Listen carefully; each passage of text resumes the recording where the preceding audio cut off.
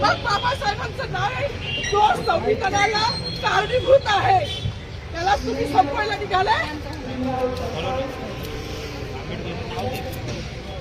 पालकमंत्र्यांची फार मोठी चूक आहे मॅडम, माफी मागणार नाही, पण पालकमंत्र्यांची चूक पदरात घ्यावी.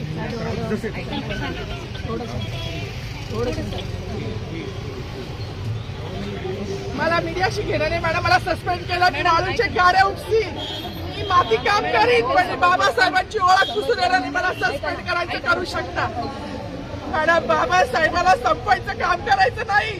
26 जानेवारी 15 ऑगस्ट मध्ये मी नाही मानत, पण लोकशाही मॅडम तुम्ही सुद्धा संविधानामुळे आहात. पालकमंत्री सुद्धा पालकमंत्री संविधानामुळे आहे. कोणताही जाती भेद नाही, सगळी समानता भेटली आहे. बाबासाहेबांचं नाव आता तरी भाषणात येईल, मग तरी भाषणात येईल. ज्या लोक संविधानाला लोकशाहीला कारणीभूत नाही त्यांची नावं वारंवार घेतली गेली. मग